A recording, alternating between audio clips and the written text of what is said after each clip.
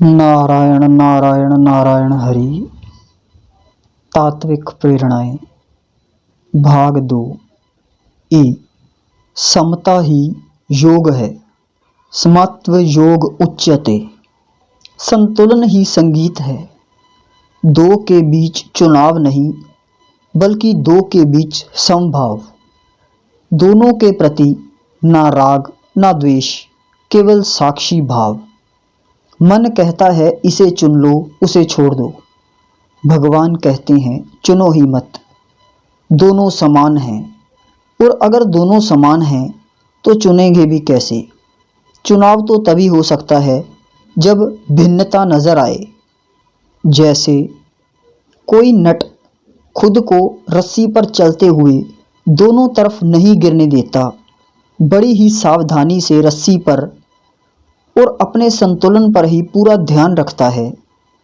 उसी प्रकार साक्षी अपने पर ही पूरा ध्यान रखता है। ना राग करता है ना द्वेष करता है। ना उसे रिद्धि चाहिए ना उसे सिद्धि चाहिए, ना उसे असिद्धि चाहिए। अगर नट कभी एक तरफ थोड़ा झुकता दिखाई भी पड़ता है तो वह उस समय उस और झुक नहीं रहा होता, बल्कि स्वयं को दूसरी ओर गिरने से बचा रहा होता है। इसलिए उसकी पूरी जो यात्रा है रस्सी की, वह संतुलन की यात्रा है। हमारा जीवन भी ऐसा हो सकता है। समता कोई जड़ नहीं है कि जैसे हमें कुछ पता ही ना चलता हो।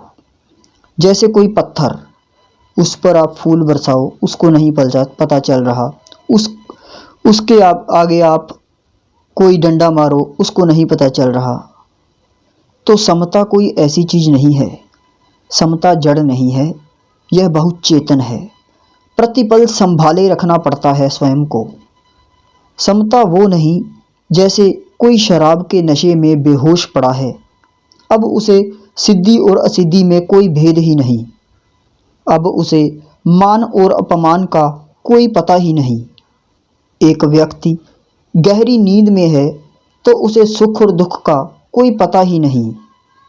दरअसल बेहोशी या नींद में इसलिए चुनाव नहीं रहता क्योंकि चुनाव करने वाला ही बेहोश होता है। लेकिन जब चुनाव करने वाला मौजूद हो, जानता हो कि चुनाव किया जा सकता है, लेकिन वह चुनाव नहीं करता, तो वह योग को उपलब्ध हो जाता है।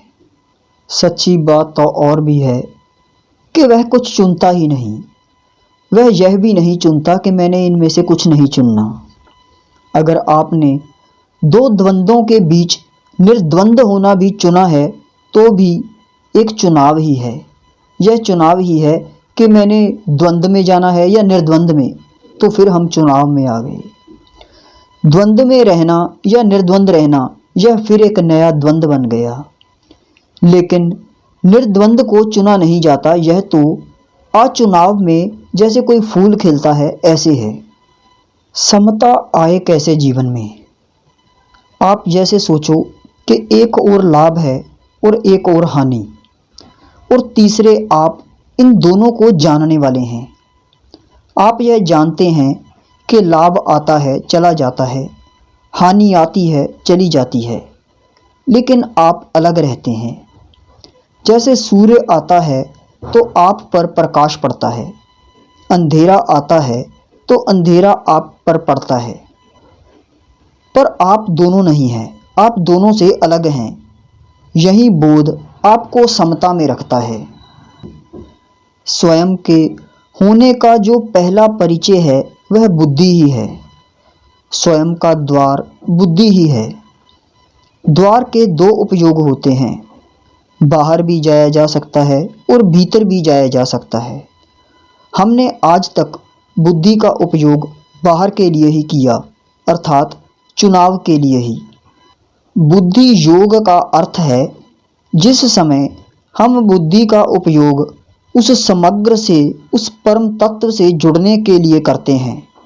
बुद्धि का उपयोग जब हम भीतर उतरने के लिए करते हैं। ज्ञान दो हैं। एक तो वह जिससे हम बाहर की वस्तुएं देखते हैं, और दूसरा ज्ञान वह है जिससे हम उन बाहर की वस्तुओं देखने वाले को भी देखते हैं। जो भी हमें इस जगत में दिखाई पड़ रहा है वह सत्य तो नहीं है पर उपयोगी है। ज्ञान केवल आत्मज्ञान ही है, बाकी का सब ज्ञान तो परिचय मात्र ही है।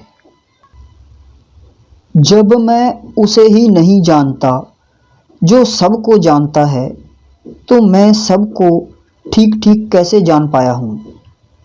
जब मैं अपने को ही नहीं जानता कि मैं कौन हूँ, तो मैं आपको भला कैसे जान सकता हूँ कि आप कौन हैं। जन्म और मृत्यु से मुक्त होने का अर्थ ऐसा नहीं कि मैं पहले ही इनसे बंधा था और ज्ञान के बाद मुक्त हो जाऊंगा। दरअसल पहले मान्यता थी कि मैं जन्मता हूँ और मैं मर जाऊंगा, लेकिन जब हम सत्य को जान लेते हैं तो तुरंत मान्यता गिर जाती है। हमें हमारे बाबत वही पता है जो हमें सिखा दिया गया। माता पिता ने नाम और भाषा सिखा दी, बुजुर्गों ने जातियाँ सिखा दी, हमें धर्म सिखा दिया गया, कर्तव्य सिखा दिए गए, अच्छा और बुरा सिखा दिया गया, पहरावा सिखा दिया गया। लेकिन हम सत्य में हैं कौन, हमारी अपनी अनुभूति क्या है, इसका हमें कुछ भी पता नहीं। हमारे पास स्वयं की कोई भी पहचान नहीं है कि हम सत्य में हैं कौन। जन्म और मृत्यु एक ही द्वार है।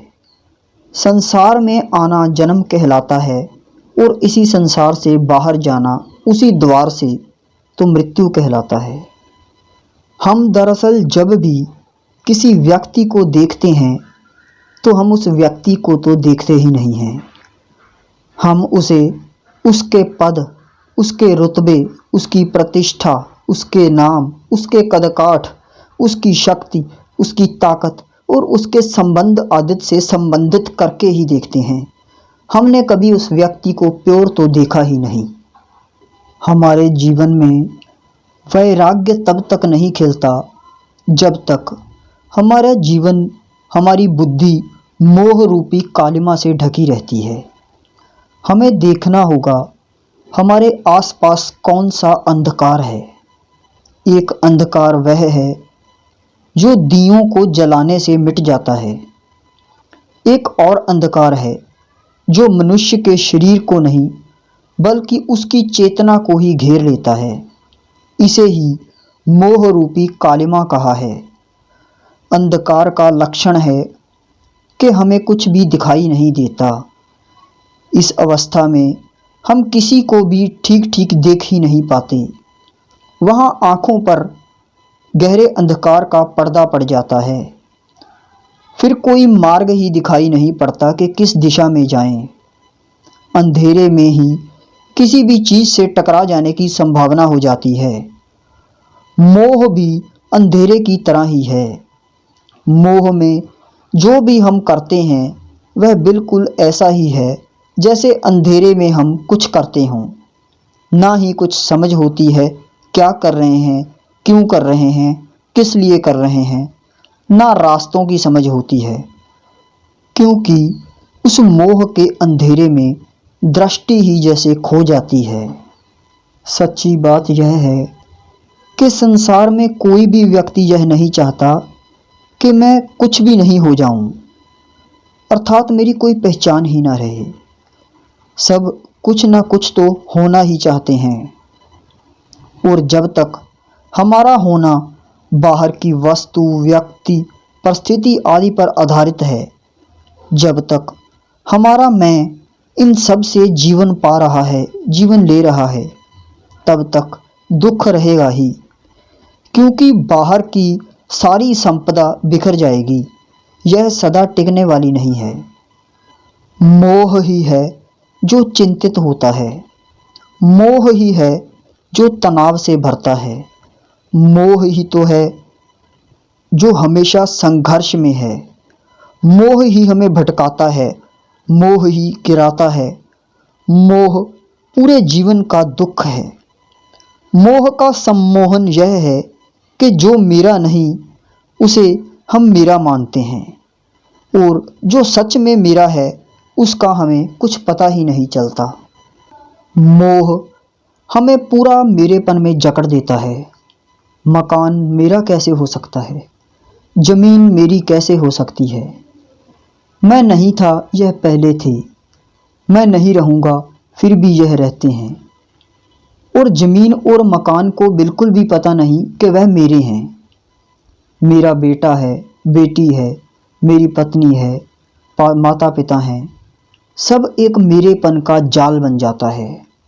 सम्मोहन ऐसा है कि मेरा धर्म ग्रंथ, मेरी जाति, मेरा मज़हब, मेरा देश, मेरी भाषा, मेरा मंदिर, मेरी मस्जिद, सारा तंत्र जैसे मैं के इर्द गिर्द खड़ा हो जाता है और मैं का कुछ पता ही नहीं। मैं हूँ कौन इसका कुछ पता ही नहीं, इसकी कोई अनुभूति नहीं। जब मैं ही अभी खोया हुआ हूँ, फिर यह मैं का फैलाव तो व्यर्थ हुआ। यही मोह का अंधकार है। मैं का कुछ पता नहीं और मेरे का जाल खड़ा हो चुका है। यह मोह है। और जिस भी दिन जिस व्यक्ति को मैं की अनुभूति हो जाती है, उसे पता चल जाता है, उसे बोध हो जाता है कि मैं हूँ कौन, तब सब मेरा गिर जाता है। वैराग्य का भी अर्थ किसी चीज़ को छोड़ करके भागना नहीं है। वैराग्य का अर्थ बहुत ऊंचा है। ना ही किसी चीज़ का आकर्षण है और ना ही किसी चीज़ का विकर्षण, ना किसी चीज़ का बुलावा है और ना ही किसी के प्रति विपरीत भाव है। जहाँ पक्ष और विपक्ष एक से हो गए, जहाँ सम अवस्था आ गई, वैराग्य का सही अर्थ है द्वंद्व के पार, राग और विराग के पार वैराग्य, जिसे ना कोई चीज़ आकर्षित करती है ना विकर्षित, क्योंकि विकर्षण आकर्षण का ही शीर्ष आसन है। मकान चाहे बड़ा हो या छोटा, मेरा मकान हो या मेरा आश्रम, मेरे बच्चे हों या फिर मेरे शिष्य, मेरी गाड़ी हो या फिर मेरी लंगोटी, इन सब में मात्रा का महत्व नहीं। मात्रा कम है या ज़्यादा, वस्तु कौन सी है इसका भी महत्व नहीं। बात यह मायने रखती है कि मेरापन सब और मौजूद है। हम घर छोड़कर वैरागी भी हो जाते हैं, सन्यासी भी हो जाते हैं, तो वहाँ फिर मेरापन जोड़ लेते हैं। और जब तक मेरा है तब तक मैं मौजूद हूँ, और जब तक मैं है तब तक परमात्मा नहीं है। हम जो भी करते हैं वह भी हमारे जीवन का हिस्सा है, और जो हम करने के बारे में सोचते हैं वह भी हमारे जीवन का हिस्सा हो जाता है। किए गए कर्म का तो जगत को पता चलता है, परंतु जो आप करने के बारे में सोच रहे थे उसका जगत को तो नहीं पता चलता, परंतु परमात्मा को तुम्हारे उस भाव का भी पता चलता है। करने का सारा संबंध हमारा जगत से है, लेकिन हम भीतर क्या हैं, कैसे हैं, इसका संबंध परमात्मा से है। जगत तक खबर पहुंचने में देर लगती है, क्योंकि जो हमारे मन में चल रहा है उसको कर्म में लाने के लिए शरीर का सहारा लेना पड़ता है। लेकिन परमात्मा तक तो हमारा भाव तुरंत पहुंच जाता है। जिस भी व्यक्ति को परमात्मा को पाना है उसे सारा मेरापन छोड़ना पड़ेगा। और हम तो ऐसे हैं कि हम परमात्मा को भी बांट करके उस पर मेरेपन का अधिकार थोप लेते हैं। अगर मंदिर को कोई क्षति हो जाए तो मुसलमान को, ईसाई को या सिख को इतना दुख नहीं होगा। मस्जिद को कोई नुकसान हो जाए तो अकेला मुसलमान दुखी होता है। गुरुद्वारे में कोई नुकसान हो जाए तो सिख ही ज़्यादा दुखी होते हैं। जैसे हमने परमात्मा को भी बांट लिया, हमने परमात्मा के भी अलग अलग हिस्से कर दिए, उसे स्वयं के सत्र से, अपनी ही मान्यता से बांट दिया। इसीलिए तो हमें यह दुख नहीं होता किसी दूसरे के धर्म स्थान पर जब नुकसान होता है, क्योंकि हमें लगता है कि हमारा परमात्मा तो हमारे धर्म स्थान पर है, कुछ मिटा है तो उनका मिटा है, कोई क्षति हुई है तो उनकी हुई है। वह हमें अपनी क्षति लगती ही नहीं, क्योंकि परमात्मा का विभाजन हमने इमारतों से कर दिया। वह जो निराकार है, जिसका कोई आकार नहीं, जिसको दीवारों में बांधा नहीं जा सकता, जिसके लिए कोई पैमाने नहीं खड़े किए जा सकते, हमने उसे छोटी छोटी इमारतों में बंद कर दिया। हमने उसे मंदिर, मस्जिद, गुरुद्वारों में रोक दिया। हमारा परमात्मा समग्र नहीं हो पाया, वह संपूर्ण नहीं हो पाया, वह सब कुछ हो ही नहीं पाया। उसका केवल एक कारण है कि हम स्वयं मैं बने हुए हैं। जब तक मैं है तब तक मेरा रहेगा, और जिस दिन मैं मिट जाता हूँ तब वही रह जाता है। मेरे के कारण ही संसार है। जिस दिन मेरापन संपूर्णता से मिट जाता है, उस समय हमारा संसार भी बचता नहीं, उस समय केवल परमात्मा ही बच जाता है। उस समय एक ही नूर बच जाता है। फिर वैसी ही अवस्था बन जाती है, एक नूर ते सब जग उपजया, कौन पले कौन मंदे। सन्यासी वह नहीं है जो घर छोड़ के भाग गया। सच्चा सन्यासी वह है जिसके भीतर से घर बनाने वाला मैं ही बिखर गया। मनुष्य जितना जितना भीतर दीन होता है, उतना ही वह बाहर संसार को श्रेष्ठ होने का, उसको श्रेष्ठ दिखाने का आयोजन करता है। बाहर की दृढ़ता दिखलाना वह भीतर के कंपन को छुपाने की ही एक व्यवस्था है। दृढ़ता एक आयोजन है भीतर के ही कंपन को ढकने का। लेकिन इन सब से अलग एक श्रेष्ठता ऐसी होती है जो अपने को साबित करने को या फिर अपने को प्रमाणित करने को आतुर नहीं होती। उसे तो अपने होने का भी पता नहीं होता। संसार के सब विषय मन को कंपित कर देते हैं। इच्छाएं मन को कंपाती रहती हैं, मन को डामाडोल करती हैं। इच्छा से मुक्त मन ही अविचल हो पाता है। हमारे प्रश्न भी हमारी भीतर की जिज्ञासा से कम ही आते हैं। ज़्यादातर हमारे प्रश्न इसलिए हैं कि हम जानकारियाँ इकट्ठा करते हैं, हम अपने ही तर्कों के लिए प्रमाण जुटाते हैं। जब अपने अज्ञान का बोध हो, वहीं से ज्ञान की यात्रा शुरू होती है। लेकिन हमारा भीतर हमें यह मानने ही नहीं देता कि हम कुछ नहीं जानते। स्वयं को नीचे रखना या पीछे रखना बड़ा कठिन होता है। हम किसी दूसरे व्यक्ति को नंबर 1 रखना ही नहीं चाहते। बड़ा कठिन है यह मामला, और वह भी तब जब वह व्यक्ति तुम्हारे ही साथ खेला हो, पला बड़ा हो तब।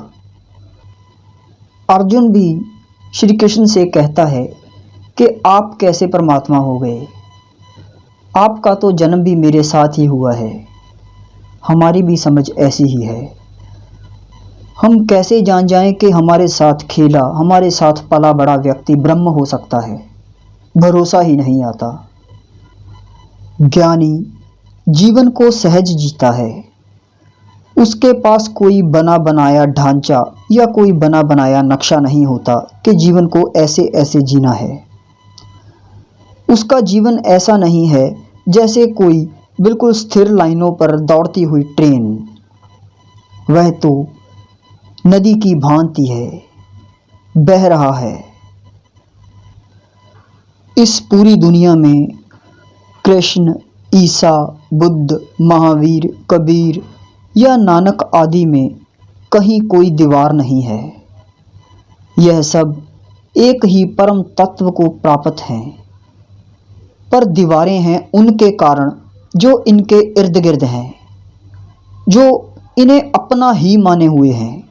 फिर उन मानने वालों की अपनी अलग अलग रूपरेखा है, उनका अपना अपना व्यक्तित्व है, उनकी अपनी अपनी भाषा है, उनकी अपनी अपनी मान्यताएं हैं। यही सब दीवारें बन जाती हैं।